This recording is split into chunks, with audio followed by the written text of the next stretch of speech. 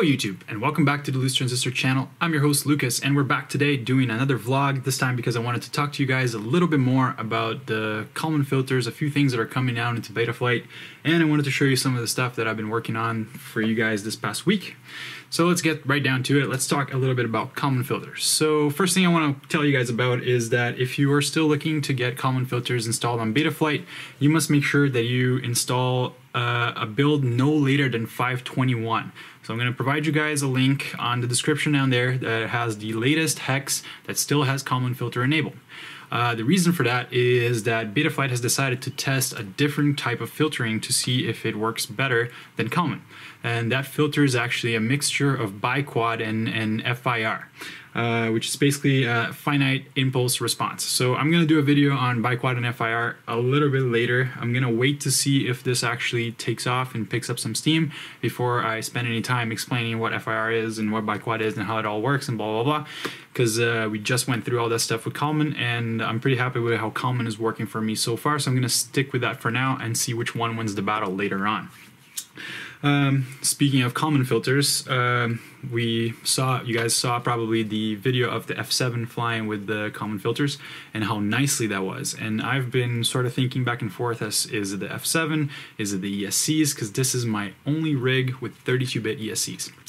So I got sent some 32-bit ESCs right here. So these are all DYS 35 amp area ESCs, and I'm going to be using those on an F4 build to see whether or not it's the F7 or the 32 bits. So hopefully I'll have the answer to you guys soon enough. I really think that it is the ESCs, and the reason I think that is because I believe that these are slightly more resilient to electrical noise, and therefore the gyro is already getting a cleaner trace to begin with, and that just makes the whole thing fly nicer. So that's my theory. We're going to put it to the test and see if it's real or not. I'm not going to put this thing on an oscilloscope or anything like that. It's just going to be based on field impression because I don't have one here. What else we've got going on here? So we talked about the F7, we talked about these guys.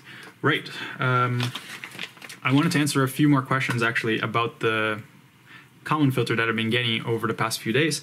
Some people have asked me, does Kalman filter work on F3? Yes, it does. You just have to make sure that you keep it at 4 kilohertz. You cannot go over 4 kilohertz on your PID loop and your gyro sampling rate simply because there's not enough processing.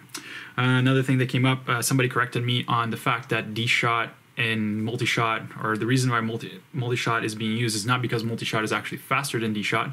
The reason being is that it requires less overhead. So D-Shot is a little bit more process intensive, and therefore with Kalman filter it was overloading the FCs, or at least at this current configuration. So multi-shot is a little bit lighter on the processing power and allows more flight controllers to utilize that. Some people have been getting really good results on F4 with D-Shot 600, so if you want to try that out and continue using your D-Shot commands, go for it. It's probably going to work out just fine. I'm also looking into the Q and R tuning. I haven't gotten a chance to go out there and try it out, but I'm going to be doing some flights this Sunday, and hopefully I can get you guys some more information about how the tuning on the Q and R went. I got a very odd explanation about it, but I'm not going to repeat it right now because I'm a little bit iffy on the details. So let's wait until I actually do the video about Q and R, and I'll give you guys some more information on that as well. So I'm curious to see which one of the filters are going to end up winning out. If it's going to be the biquad and FIR, or if it's going to be PT1 and Kalman. So it remains to be seen still. Other things that are coming to the channel, I finally got right here in this bag. What we have is the Betaflight 7-inch. So you can see here, nice long arms. The bracers and everything is right here. I have all the parts that I need now. We have the F80 motors.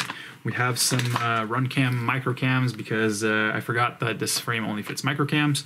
So we're all ready to go and get rocking on a 7-inch build. So hopefully I'll be able to bring it to you guys sooner rather than later. I'm very excited to build this. It's the largest quad I've built so far. I've heard really good things about the Betaflight, and as you guys know, I've been a big proponent of Hype frames for a very long time. I still fly his 6-inch right here. This thing is a beast, and I love flying it. So I'm really excited to see what he's done with this frame. I'm sure it's going to be awesome to fly it. And we have here still the Falcon Multirotors Featherlight. Yeah, right here. So I have it right here. It's just a 5-inch, super light build. I still haven't gotten down to it, but we do have all the parts. I was also waiting for camera and the 20x20 FC, which we have here. So that's all good to go. Well, guys, that was basically it. I just wanted to touch base with you guys really quickly about Kalman filters and what's going on with that.